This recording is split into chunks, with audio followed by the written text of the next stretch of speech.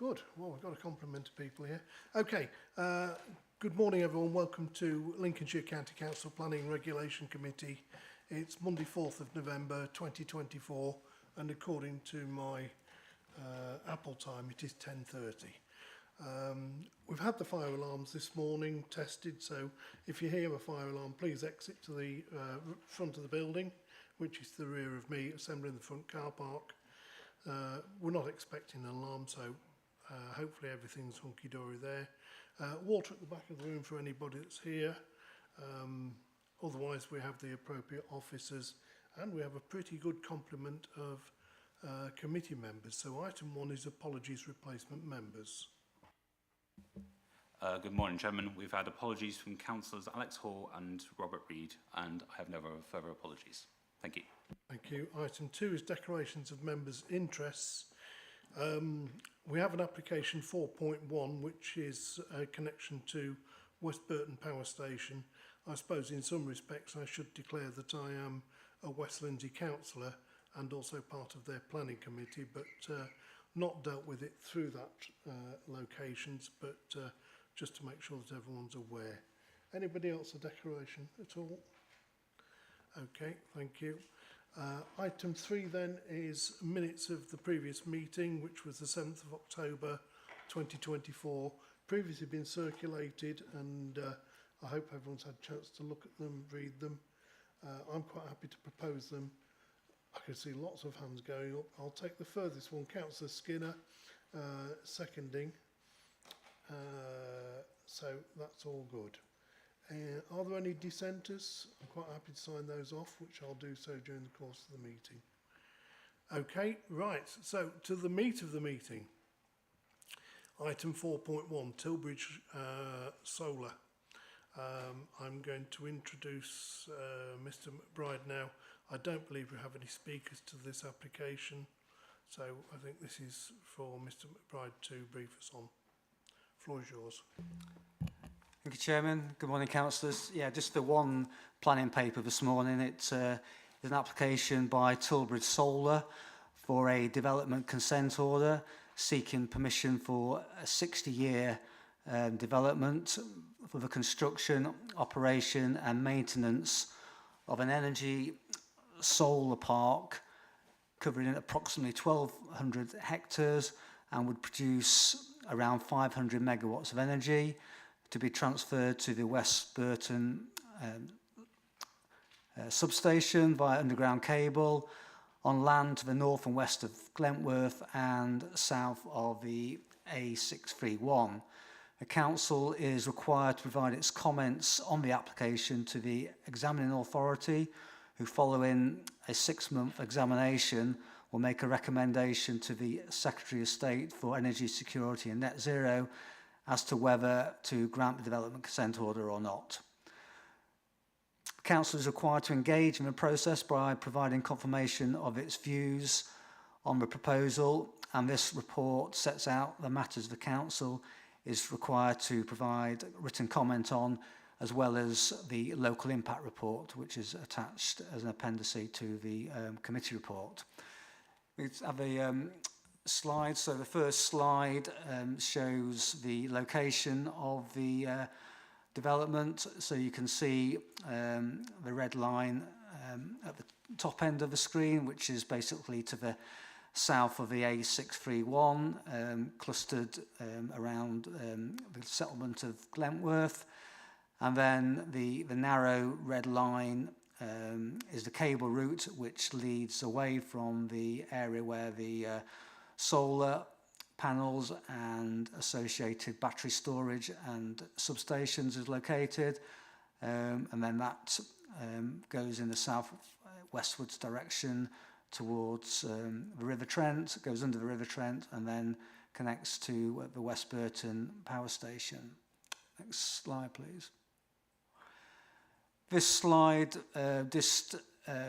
basically identifies the application before the committee this morning, and also the other development consent orders in this area, which have all been to the committee in the last year. So we've got Gate Burton in green, Cotton in blue, and West Burton in purple. So councillors will be aware that the decision for Gate Burton and Cottam has been made by the Secretary of States for those two applications over the summer, and the decision for West Burton is due at the end of this week. So we'll obviously hear that the outcome hopefully later this week. Next slide, please. Again, this is just another sort of way of identifying where the application site is and the cable route to the substation at West Burton. Next slide, please. This slide is a little bit more detailed in terms of the areas where the proposed solar panels are to be installed. You can see it's quite a concentrated area, largely all within one sort of site area. We've obviously had other schemes which have been separated, where there's been different parcels of land separated where the solar panels would be installed, but this development is proposed that all the solar panels will be within one parcel of land as shown on the screen. Next slide, please. And this slide shows the cable route and the actual main site, and also all the access points that are required, both to the principal site near Glentworth, and then along the cable route to West Burton. Next slide, please. And finishing off with some photo montages just to show what the proposed development would look like in terms of the solar panels. So the top slide there just shows the sort of current environment and the local highway network, and then the slide or the picture below shows the proposed solar panels being identified on the site to give an idea of what that will look like with the solar panels in situ. Next slide, please. And this final slide shows both a view from a cliff road above Glentworth, looking obviously one without any solar panels installed, and the other slide showing the other picture showing what the landscape would look like with the development undertaken and the solar panels in situ. And that concludes the presentations in terms of the slides. So I can bring you back to the main report. The committee report as normal.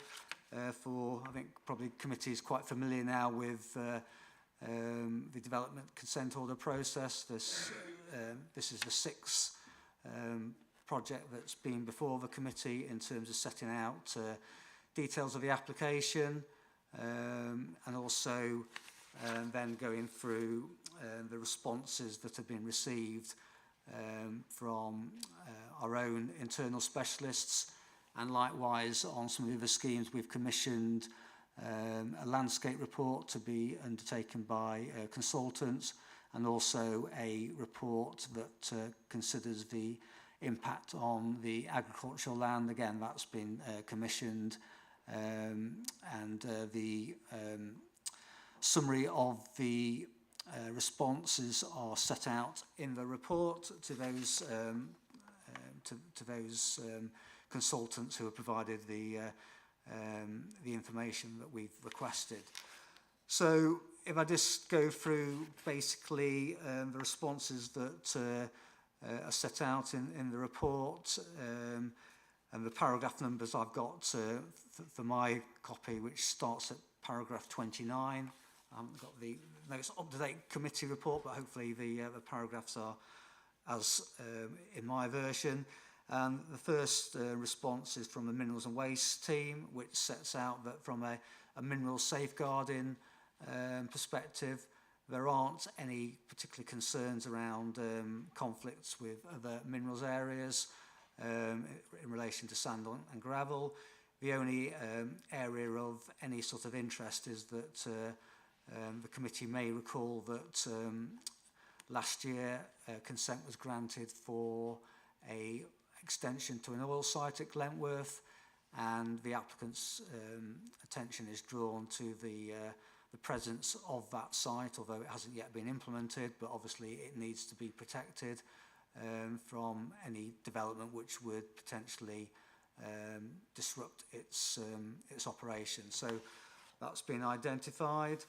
In terms of minerals and waste, whilst there isn't too much of an issue from a minerals perspective, from a waste perspective, you'll see that we've identified, as we have done on the other solar projects, concerns around the during the lifetime of the development, that there'll be a proportion each year of panels which will come to the end of their life, and there needs to be facilities in place to ensure that those panels can be recycled in a sustainable way.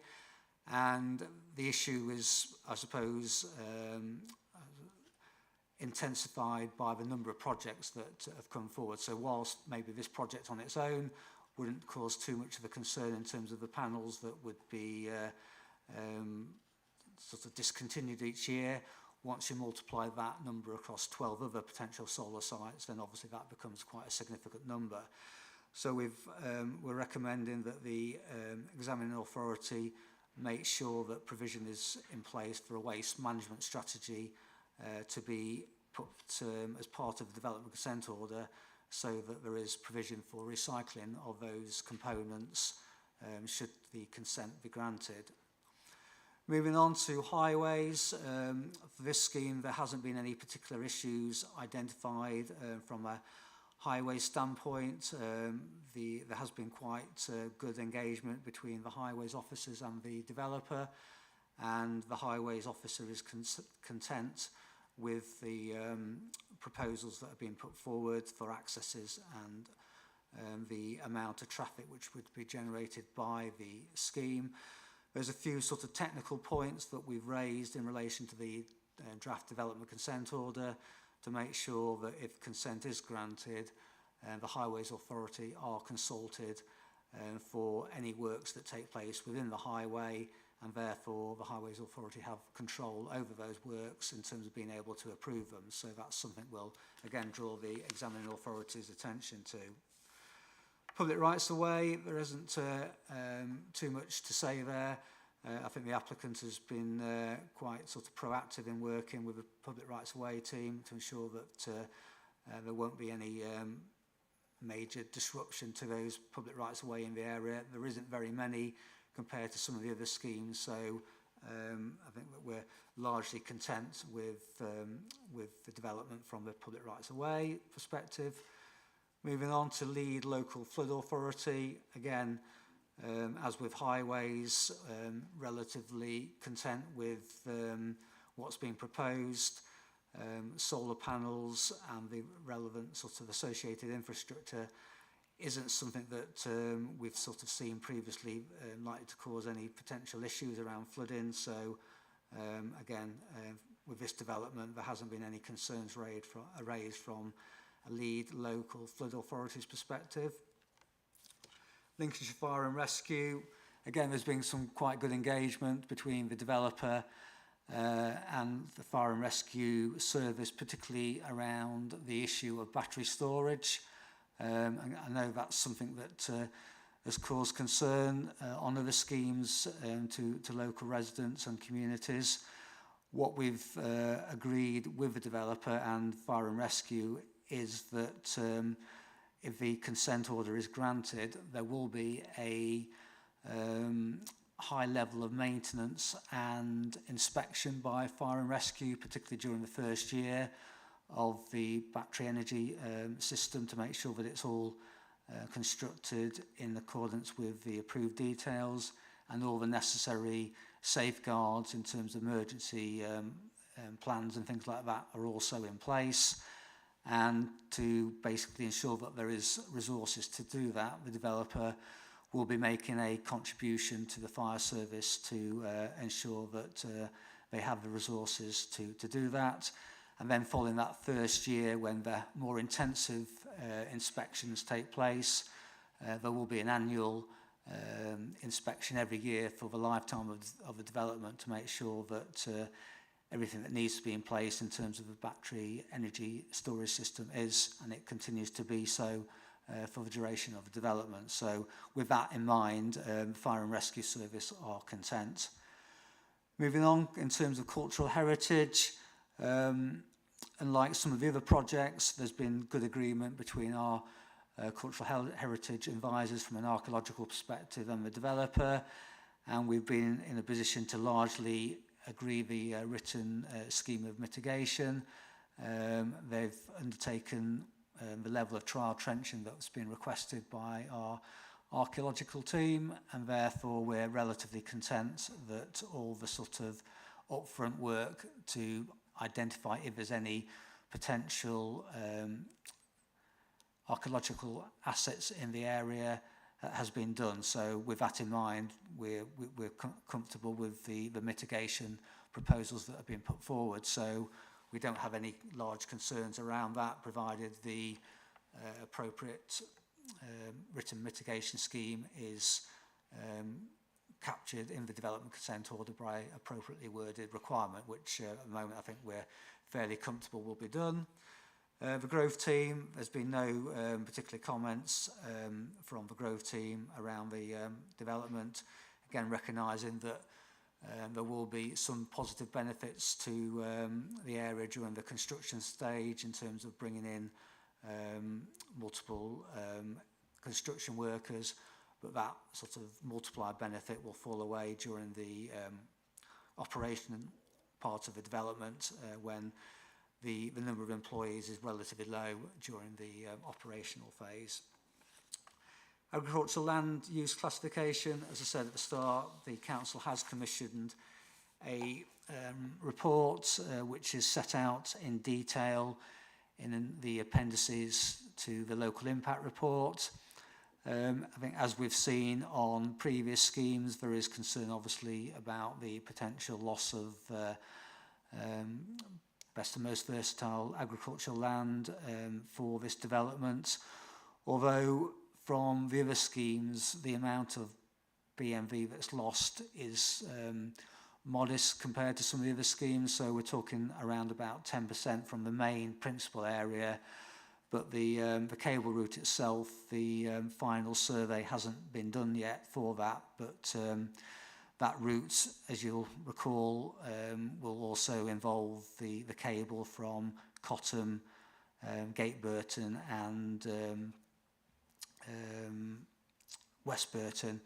And again, obviously that route has been secured through the decisions that have already been made for Cottam and Gate Burton. So I think the Secretary of State has almost accepted that the amount of best and most versatile land which would be affected by that construction for the cable route is acceptable, and that's sort of been emphasised in those decisions that have already been raised or already been made.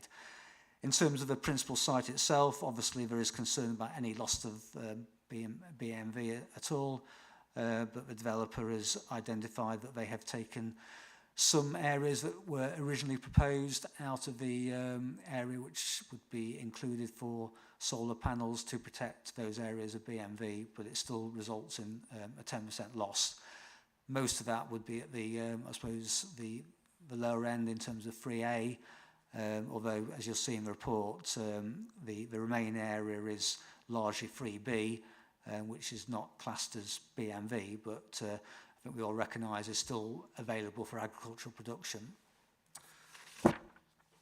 That picks up the agricultural land classification. In terms of the Director of Public Health, there has been some comments made in terms of the health impact assessment that's been included, and those have largely been sort of advisory comments in terms of the things that the health impact assessment needs to include, and any sort of further details that have been sort of omitted will be picked up during the examination. But largely, from a public health point of view, I think that we're largely content with the information that's been provided. The other, I suppose, principal area of concern that's been identified is landscape and visual impact. And again, we've commissioned a report that's been undertaken by AAH Landscape Consultants, and the detailed report is attached to the local impact report, which sets out in detail their analysis of not only this project, but also the cumulative impacts of the other projects. And again, has come to the conclusion that there is concern not only from a landscape perspective, not only of this project on its own, but certainly cumulatively with the other projects in the area. And obviously, we now know that 2 of those have been consented, so you know they will, in all expectations, go ahead. So I think that sort of raises the level of concern that there is from a landscape and visual impact perspective. And then moving on, sort of finally to ecology. What we've not had on previous schemes is the ability to have we've now got an in-house ecologist. So the ecologist has reviewed this application and provided detailed comments, which is set out in the report. Again, there's no significant concern that has been raised, provided the mitigation measures that have been outlined by the developer are carried forward in the in any development consent order that's granted, particularly around the provision of biodiversity net gain. I think that we've found that the solar developers have been reasonably confident that they can provide that element of BNG because of the nature of their projects, that they obviously involve a lot of land, and a lot of land is available then for BNG, and therefore from that perspective, again, we're fairly confident that they will meet, if not exceed, the BNG requirements that will be imposed upon them. So just sort of drawing this all together again, we've outlined that in the conclusions that that we recognise the sort of importance these projects play in terms of bringing forward renewable energy. I think set out in reports sort of how many homes that the 500 megawatts will produce energy for, and that obviously has to sort of in terms of the planning balance, weigh very much in favour of a project in terms of meeting the government's ambitions for net zero. But obviously, on the other side of the balance, there's the concerns that have been identified in the report and in the presentation that I've just set out. So with that in mind, the recommendations on pages 38 and 39 of your report is that the committee are asked to approve the local impact report, which is attached as an appendix, and also to object to the application for the reasons set out in the recommendation, which is in relation to negative impact on the landscape, loss of BMV, and concerns around the waste, the need for a waste strategy to ensure that those elements of the project that failed during its operational life, that there is provision to ensure that they are recycled sustainably. Thank you, Chairman. Thank you, Mr. McBride. Yes, I think it's a fairly comprehensive introduction to the report, and I suppose I should remind the committee that this is not a planning application where we give an approval. This is simply an application, an NSIP type application, whereby we approve, potentially we approve the local impact report under recommendation A, but also we take into account the objection raised in recommendation B. I think that the views already established and written by the officers are well within this report. They're quite comprehensive. But I'm sort of looking towards the committee to welcome any further input that might be required. We have no speakers to this application, so the floor is to whoever would like to start the batting. So who would like to speak? Councillor Carrington first, please.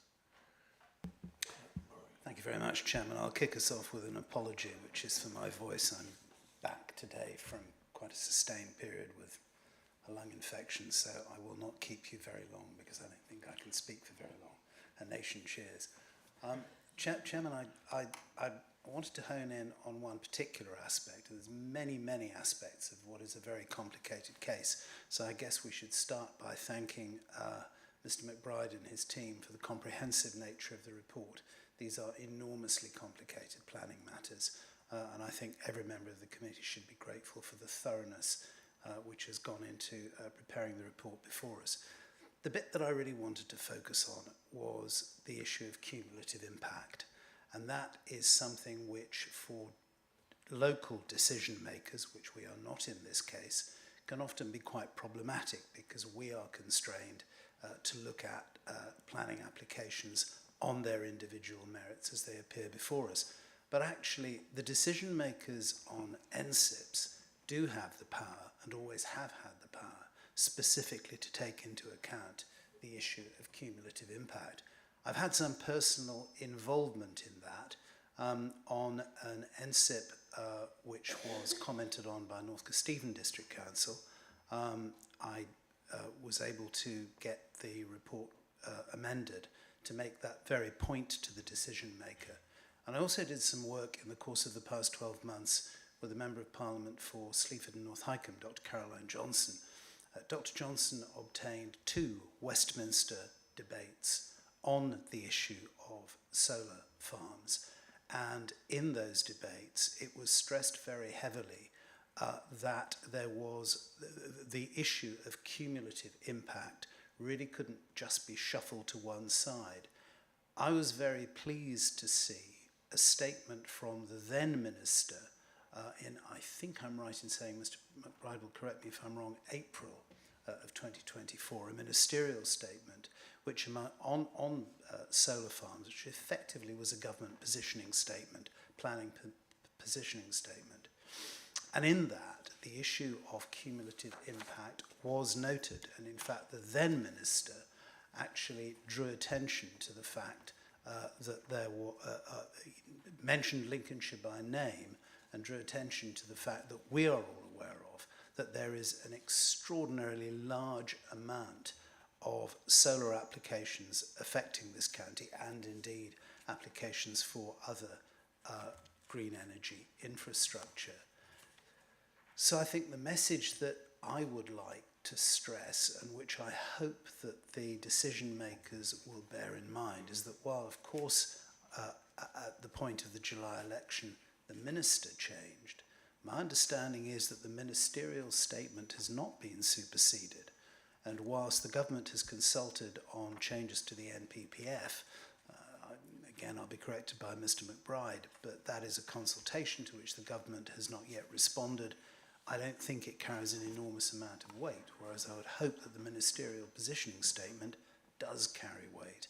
And therefore I would urge the decision makers in this case to pay particular attention to the cumulative impact on Lincolnshire, especially in what I hope everybody in this chamber would agree is a very sensitive piece of geography just below the cliff. We have a huge number of acres being covered in glass, or planned to be covered in glass. And as Mr. McBride has said, the Secretary of State, who, judging by the speed of his decision, must have truly remarkable powers of speed reading. Certainly those of us who are aware of the sheer volume of paperwork that goes with any individual NSIP. I believe that within about 3 days, the Secretary of State had managed to approve 3. I'm sure he read them all very thoroughly, but it was certainly an achievement. But I would hope that the Secretary of State, and Pins, who I guess will be the primary assessor of this case, will bear in mind that we have an enormous number of applications for these things across Lincolnshire, both NSIP and just sub-NSIP applications. And that cumulative impact on our very sensitive landscape is something which has to go into the balance. We all need green energy. Nobody is denying that for a second. But really a rather fairer geographic distribution of that green energy would be something I hope that the decision makers will take into account. Thank you, Chairman. Any comment, Neil? Yeah, thank you, Chairman. Thank you, Councillor Carrington. Yeah, you're absolutely right in terms of the written ministerial statement. It was actually laid before Parliament on the 15th of May, and it's identified paragraph 5.10 of a local impact report. We've made some reference in there to that. It still is a substantive. It hasn't been rescinded to date, so it still does carry the the appropriate amount of weight. I think what was interesting that the decision letters that we've received on 3 of the projects so far, since the new government has come into being, they have all referenced that written ministerial statement. There might be different sort of conclusions to what we might have made to what the examining authority. Well, it wasn't the examining authority because it was before the examining authority's report was completed before the written ministerial statement was available. But the Secretary of State, in his letter of approval, has referenced the written ministerial statement, and I would think from a sort of, I suppose, a planning technical point of view, has done enough to identify that he has had regard to it. How much, I think there's maybe some uncertainty as to how much that was, but certainly it's in the decision letter, so it's there, and they can say that they've taken it into consideration. But we will obviously continue through our local impact report and other means to make sure the examining authority are fully aware of that written ministerial statement. And as you say, it does reference Lincolnshire, in particular in terms of cumulative impact, and this is clearly a prime example of a 4th project in a very small geographical area, and this is clustering, it's in its greatest amount. Councillor Murray, please. Thank you, Chair. I'm a wee bit concerned, given that we've got a climate crisis, that since I've been a member of the council, we've said no to everything. And I don't think that's reasonable. I agree with what Councillor Carrington said. There ought to be a fairness in terms of how much land is used to take up safe, clean, renewable energy sources.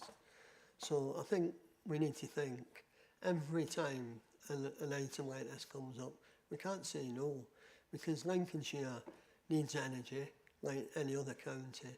So we ought to say some of the sites that actually are presented to us ought to be used for renewable energy, given that at the moment, for example, we're reliant on people like Vladimir Putin for our energy, and we ought to be more reliant on our own sources in our own country. Thank you. Whilst I appreciate what you're saying about potentially, I've not checked the track record with regard to applications to see if we have said no, but each application is dealt with on its own merits, and on the basis of that, if they don't fit within policy or our procedure, well, alas, that's the way the committees make a judgment. I'd like to come back and then back to Mr McBride. Yeah, just very briefly, Chair. I've never seen one go through yet. I know I haven't been on that long, but it's all been negative, and I think we need a bit of positivity. So, Mr McBride, do you want to comment at all? I think, Chairman, you just sort of addressed it appropriately. Obviously, each application we have to assess in terms of what's put in front of us. And we do that, and we come forward with the recommendation based on the evidence that we have before us. And so far we've sort of identified for all the solar projects in particular concerns around whether it's loss of land, agricultural land, or the cumulative impact of the visual impact of the projects, and that's the reasons why we've recommended objections to the projects that have come before the committee so far. Thank you. So I'll go to Councillor Smith next, please. Thank you, Chairman.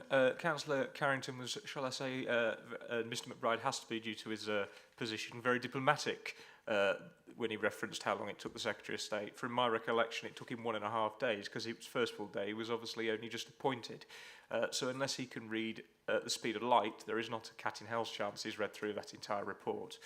And I won't reiterate my previous comments on the matter, but what I will do, Chairman, is state the following. There are comments from the NFU president around the issue of food sustainability just within the country, Chairman. We are not self-sufficient in food as of yet. We are at 58%. Lincolnshire produces most of this country's food, and we are building on quality agricultural land. And Mr McBride will recall, we've had this conversation many times, Chairman.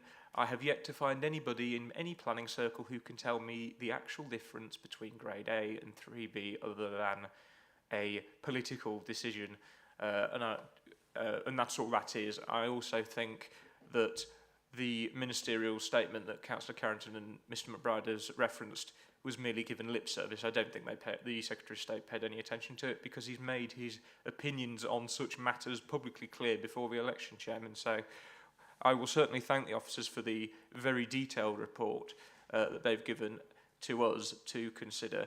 I have very little faith that it will actually be given the due consideration it deserves, unfortunately, Chairman.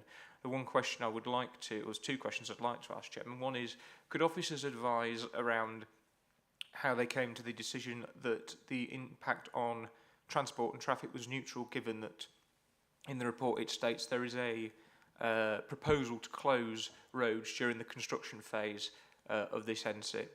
And also, do we have the capability to assess the amount of waste that we will, as a disposal authority, Chairman, essentially have to deal with at public expense? No, in the main, no doubt. There may be some form of compensation that as of yet isn't publicly known, but it won't cover the whole lot of it. So I'd be very interested to know if we have any data and any figures on what the projected cost of dealing with this is, Chairman, because we are being swamped, basically, by NSIPs, especially in this part of the world. Chairman, I've already said it's Lincolnshire's Ravenscraig, and it certainly seems to be, unfortunately. Mr McBride. Thanks, Chairman. I suppose in terms of the traffic and transport comment, that obviously the transport assessment and all the associated details have been looked at by the relevant highways officer, and he's come to the conclusion that provided all the safeguards that are proposed or put into place, then there isn't any issue from a highway safety or traffic capacity perspective that would need for an objection to be raised from that perspective. I think one of the things that we are mindful of, and we do draw this to the examining authority's attention, is that the way these draft development consent orders are sometimes written is that there is a danger that the developer would get more powers than they would do through a normal Town and Country Planning Act application, because the purpose of the development consent order is to almost be a one-stop shop and therefore reduce the need to get further approvals. And the way that it's written, they can be written, is to almost try and ease out sort of relevant stakeholders such as the Highways Authority. So we work very hard to make sure that that doesn't happen, and we make that point through the examination process. So I would hope that we can give you the reassurance that we will continue to do that, and with that in place, then there shouldn't be any sort of concern from a highways perspective. In terms of the second question, again, I suppose it's a little bit hypothetical at this time, because there hasn't been any solar projects of the size that are currently being proposed that have been built in the UK to date. But the projection is that throughout each year, about 0.4% of the panels will fail. So if you do the maths, that's around about 40,000 panels per solar project. So again, one project on its own is still a substantial number of panels, but then if you multiply that 10 times, if all the solar projects come forward, then you're talking potentially 500,000 panels that could be reaching the end of their life each year. And again, that's something that we continue to try to point to the examining authority that is going to be a significant concern for our waste recycling facilities to be able to deal with that amount of end-of-life materials. And the way that it's been dealt with so far is for the examining authority to require the developers to come forward with waste management strategies to set out how they are going to deal with that waste. But so far, I think it's still, from my perspective, probably not satisfactory. Councillor Smith, you wish to come back? Thank you, Chairman. I will be brief. And thank you for the answer, Mr McBride. But, to be blunt, Chairman, the issue of waste has been done on the back of a fag packet by the examining authorities. That much is obvious. Given what Mr McBride has just expressed, I would suggest to the committee that this is a significant negative impact, not just a negative impact, and I would also say the same for the loss of good although it is not technically BMV, Best Most Versatile Agricultural Land, I would suggest the same for the amount of good 3B land, given the food security situation across the world, Chairman, but also the fact we are, as a country, we are not food sufficient, and we have already seen in the Ukraine-Russo war the impact that has, and that food is now being used as a weapon in conflict, and the world is not getting any safer, Chairman. So I would gently suggest that we express in the strongest possible terms on both those issues, that they're not just a negative impact, they're a huge negative impact in the strongest possible terms. Thank you. Of course, any operator anywhere, if they have waste from a project, it is technically commercial waste, and it is their responsibility to dispose of it in an ethical fashion, however they wish to go forwards. Councillor Mrs Overton, please. Thank you very much, Chairman. I'd firstly like to support many of the comments that have been made, especially regarding support for the document and for strengthening it. I think it is the wrong, in any case, I have to admit, I think that solar on farmland is the wrong solution, and at least we have a ministry statement, has been mentioned, protecting the best land.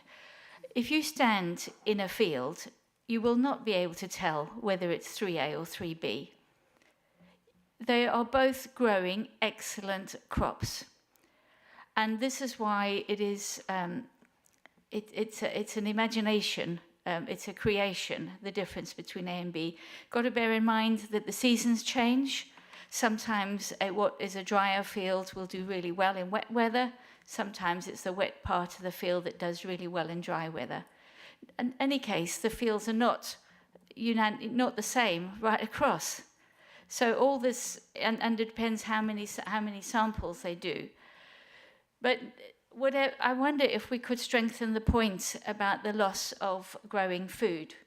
And I don't know if we've done some sums for that, but maybe that would be worth putting in. At the average tonnes per acre, this is how much food is not being grown, and this is how much it would cost to import that, which is part of the economic argument. And with that goes the point that I think is 24% of Lincolnshire people are connected to the agricultural industry, directly or indirectly. That's what the Bishop said yesterday. So he says he's done his research, and he has said that in the House of Lords, so I guess that's right. But that is part of the economic issue as well, and I'd really like to make sure that we take that on board. I'd also like to strongly support the comments made about the cumulative impact. We have made this very strongly, And it's the points that some people are saying is that it's only a small percentage of the country. But when you see that it is our best farmland that is being used, that's when it becomes quite sickening in the volume and the scale that it's at. You know, a little bit of a field here or a small bit of a field there, we've had. And that's been acceptable, especially if it's close to use. But on this scale, it's folly. The other point was the sequential test, which we did support at the District Council previously, in that where you've got an application, we'd like to see it looked at both, if you start off putting it on roofs, and there are currently 630,000 acres of commercial roof vacant. And if those companies were offered the same funds that these people are offered out of our electricity bills, they'd probably be all covered in solar panels in no time. The idea of covering farmland for up to 60 years in a technology which is so quickly out of date, the modern ones, as we've probably all seen on the internet now, are so light and efficient that they can go anywhere. There really is no need for them to be on farmland, blocking farmland. And if we sign ourselves up for 40 years, then obviously there's going to be a very great difficulty in taking on new innovations. And that, of course, anyway, is out of our electricity bills. But getting back to the planning issues, sorry, and I'm not taking any of that into account on the planning issues are in front of us, and I do strongly support that. The point about the culture, I think, could be strengthened. It's strong in your document, but it doesn't appear as a reason for refusal. And I thought it was quite well described in the document, and I don't know where that could be put as one of the reasons as well. The change in the nature of the landscape from being a rural landscape to being one of solar panels, which I would consider having a very industrial character. Then the point about batteries, I can't see in here how many there are or how many acres are covered with battery. I'm probably not looking in the right place, but maybe that wants highlighting, because if I'd like to know what the failure rate is on those, if it's 0.4%, as has just been said, on the solar panels, what is the failure rate on the batteries? And of course, that could be much more devastating over a very much larger area, bearing in mind the poisonous fumes that come off and it can't be put out. So I'd like to see that strengthened a bit.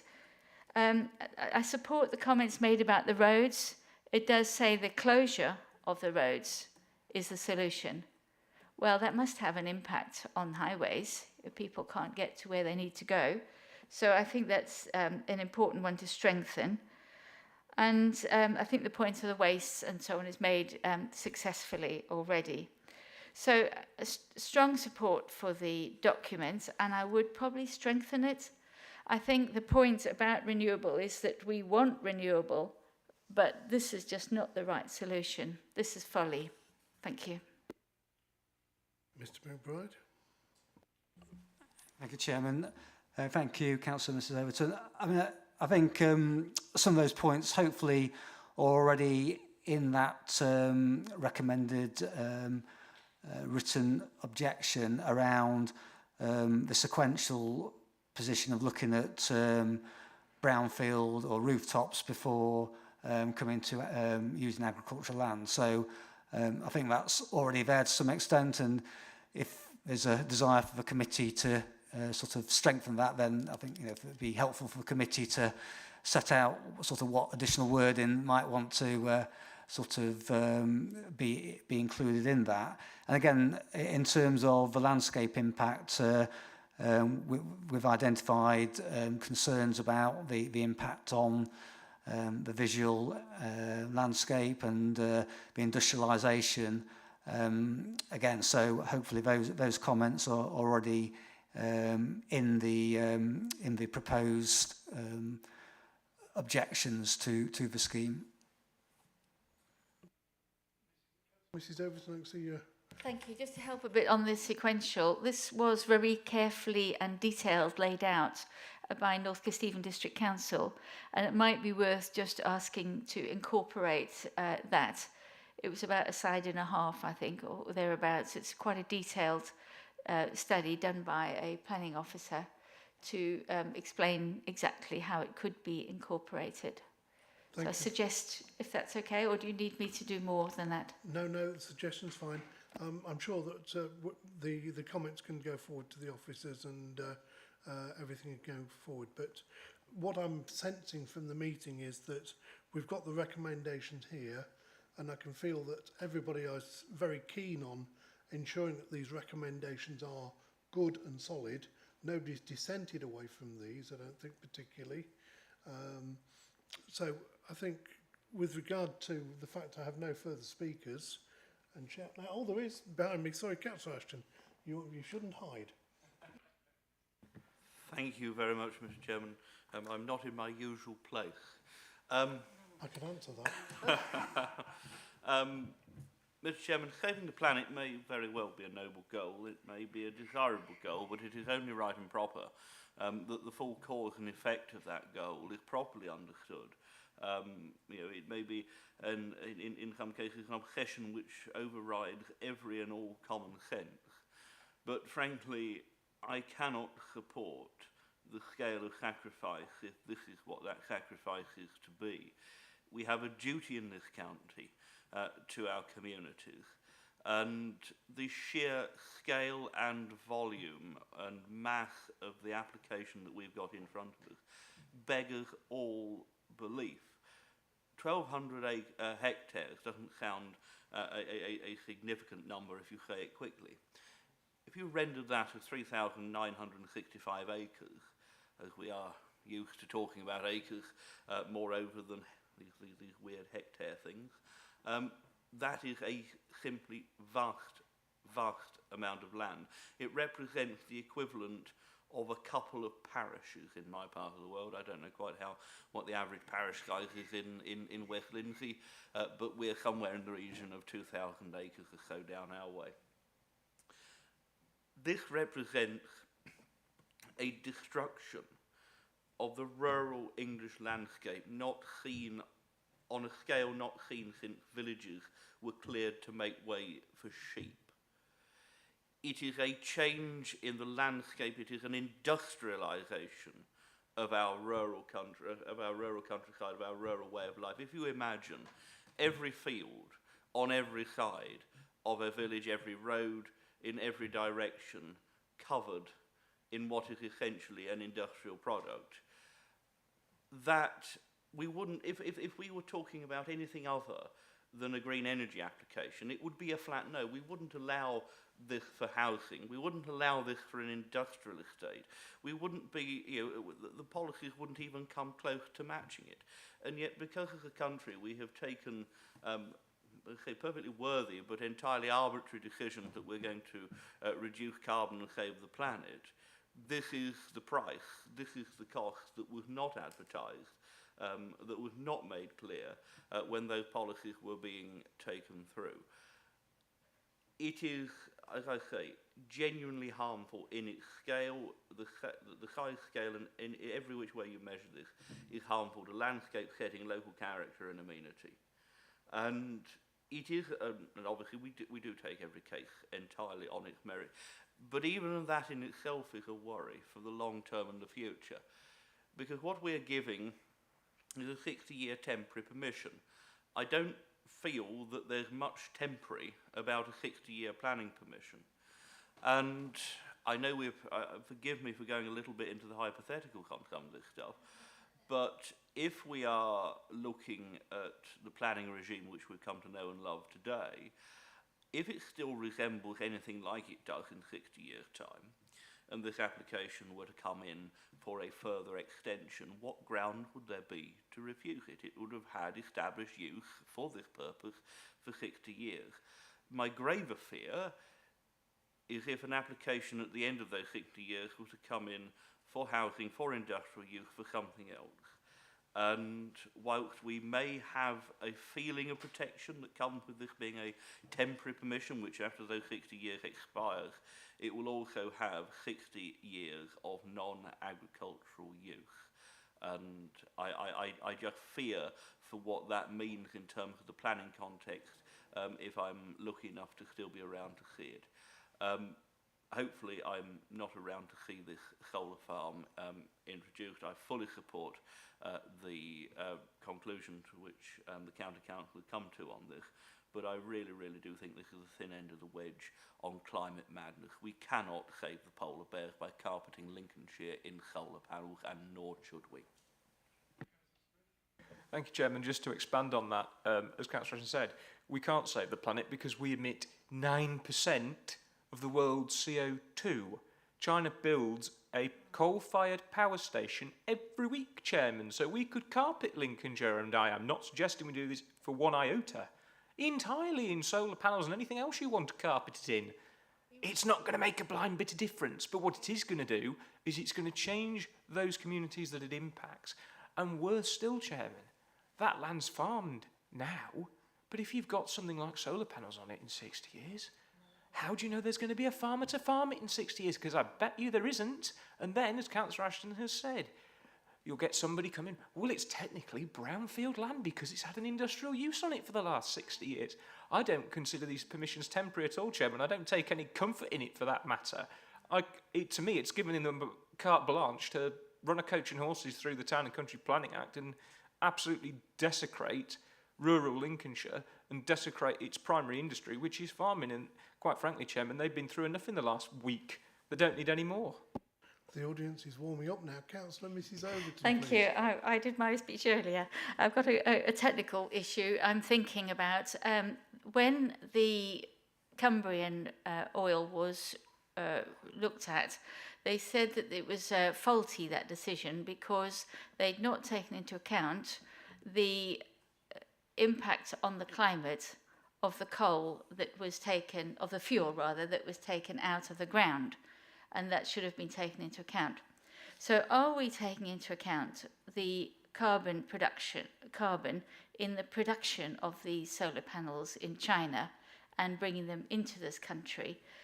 I don't actually see the carbon production in here. Is that not part of the discussion? Thank you. So before you answer that one, I'm just going to go to Councillor Skinner, because I think it'll be possibly another point on this same topic, and I'll allow you to round them up. Thank you very much, Chairman. Just going to go on about the land again. Nobody's going to invent any more farmland. The pressures on farmland are extremely hard as it is. If we take global warming that was mentioned earlier, and even RSPB at Frampton complaining about their ever-shrinking mudflats. Now, unless we do something at this county, there will be a lot of pressure on farmland, and all of this land will be very relevant. Grades 1, 2 and 3 are extremely productive, and if you know what you're doing, you can actually farm 4 as well. It's quite hard, but there are people out there that do it. Extremely concerned about the visual amenity and the industrialisation of our area.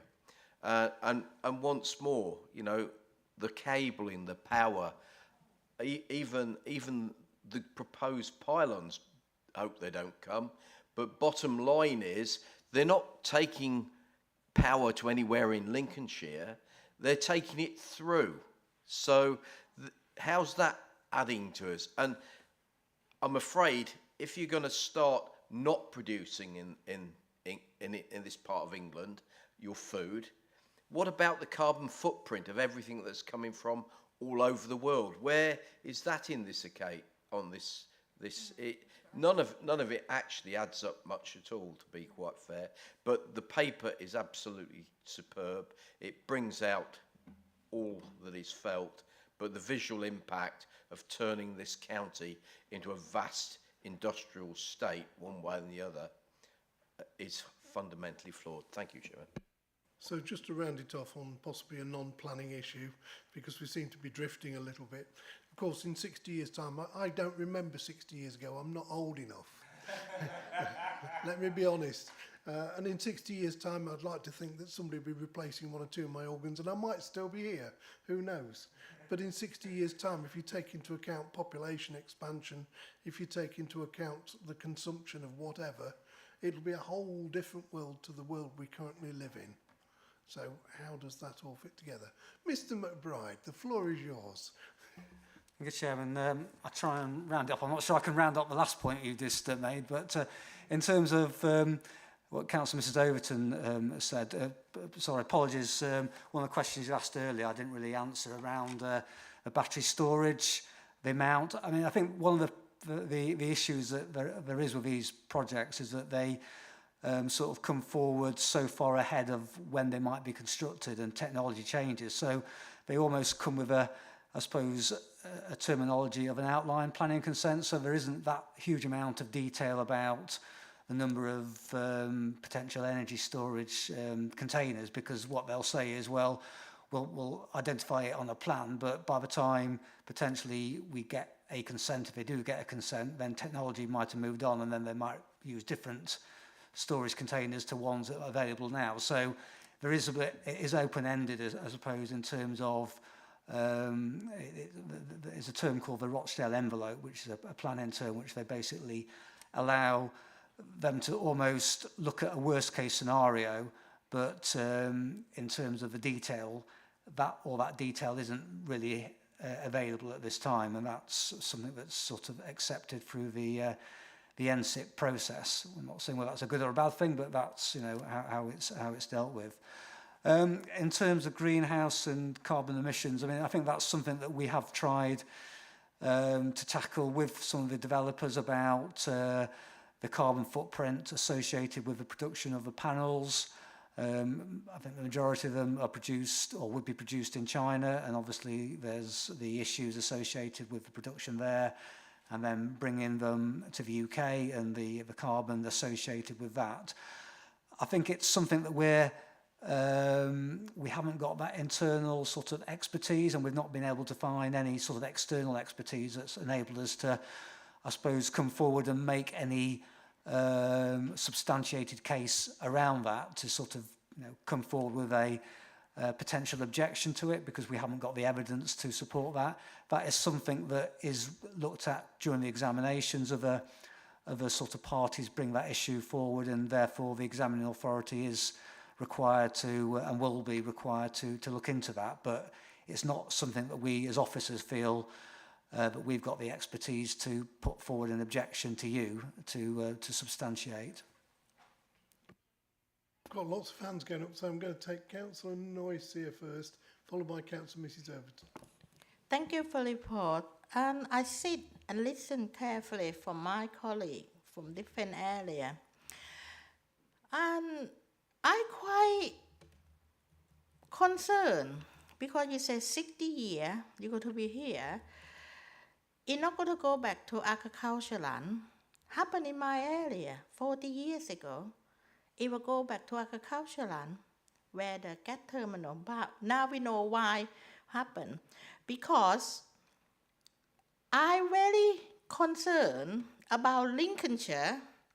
Seem to be the case of Lincolnshire in agriculture land for year and year being targeted to do with pylon, carbon capsule, nuclear waste, solar panel, all kind of things. For my believing, who benefits it? Not people of Lincoln. I don't think we benefit. If you could go to put something in lie down, people down south. I travel the country. You have lots of land, not going nothing. In Kekiyama, beautiful sunset. You can put solar panel, thousands and thousands of acres there. In fact, nobody except some few animals, but it's a wasteland. Over Panay, you got a great sunset, built over Panay, acres and acres of land. Why Lincolnshire? That we been pushed over by the, say, oh, come on, let's go to Lincoln. We all like people in Lincoln, nothing to worry about. But I am worried. 60 years, people will forget what declaration you signed for. I might won't be there in 60 years because I'll be 123 then. You know, I won't be here to see it happen. But my grandchildren were. But that's all. It's not going to happen. When you put something in, you never go to back what you promised. You have to remember that.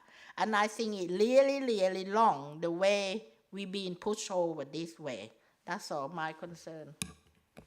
Of course, the issue attached to why Lincolnshire and why this area, it's something to do with the fact that there's a River Trent there, and it's something to do with the fact that many years ago somebody decided coal-fired power stations were a great place to be located, and with those coal-fired power stations created absolutely superb links into the national grid, and it's everyone trying to connect to it in that location. Obviously in different parts of Lincolnshire we have cables, transferring cables in different directions and linking to grids in those locations, but that's why Lincolnshire. Councillor Mrs Overton. Thank you. I don't know how much change we're hoping to make here, if any, but one of the other things that perhaps could be strengthened is the bit on ecology. It does say that, that there'll be some mitigation measures which could improve the situation, but I think it should mention that an alternative use for the whole farm, if they wanted, would be biodiversity. You know, if we wanted biodiversity, we could do that. And I think it's not just if you have this, then you can have some woodland, for example. You know, it's one of the options for land use, and it should be part of a whole energy plan, if you like, for the country, and a land use plan, which we've not got. But I just think that could be strengthened, just to mention that many farms are already doing a great deal, and you know, with improving the biodiversity, and that is an option already without changing this. And the other one I just wanted to pick up was on the battery. I think we should push them, because if you look at the ones that are coming forward in other areas, they have listed the number of batteries. They've said 324 container loads of battery, lithium battery, for one of the ones that I've been looking at. So they can make an estimate if they choose. And when you think that that is the kind of risk we're talking about, I mean, they've gone to the point of saying what distance might be between them. So they have put some, you know, they put some thought into it. They've just left out the number because they think we might get excited by that, I suppose, might get upset. So I think we should push them on that. And then that might enable the fire to strengthen their case, because all they've said at the moment is that they would monitor it, and so long as they're given some money. And that's not really very strong. You know, we're talking about lithium batteries which can self-ignite and then can't be put out. So, you know, it's a very important issue, and I think it needs strengthening in the document. Thank you. So I'm now going to close the debate off and let Mr McBride come and make any final comments, and then I'm going to offer the recommendations to the meeting. Mr McBride, anything you wish to say? Just in regard to the energy battery storage system. So the conversations with fire and rescue is based on a worst case scenario. So they've looked at potentially what would be the worst situation in terms of the amount of energy that this scheme would seek to store using batteries, and basically on the current technology as we have today, and done an assessment on that basis. I think what the issue is that as technology improves, then it might be that there'd be less containers than potentially would be required at the moment. So it's difficult to sort of get an exact number because things do move, but I want to give you the reassurance that the Fire and Rescue Service have engaged on what would be the worst case scenario, which would be what they've sort of set out, the numbers at the moment, but recognising that could change, you know, in 2 years' time or 3 years' time if consent's granted, and the technology might be a lot different to what it is now in that time. So there is that sort of almost what we don't normally see with planning decisions in terms of firming up, you know, the specifications. There is that sort of flexibility, but it has been looked at on a worst case scenario. So, given what we've heard and what we've debated, and I think that the opinions of the various members, the various councillors have gone forward to Mr McBride, and I think that they can follow as a little bit of an appendices with regard to the document, certainly within the minutes. So, Andrew, you're going to be fairly busy on that one, I think. Given that all of that happens, I think that we have two recommendations, A and B.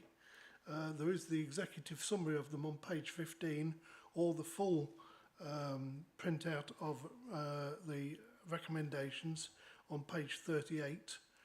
Recommendation A is to approve the local impact report Appendix B to be submitted to the Outer Dowsing Examination Authority. And recommendation B is that the County Council informs the Tilbridge Examining Authority that it raises an objection to the proposal. I think that we've debated that one fairly substantially. Mr. McBride, you're indicating.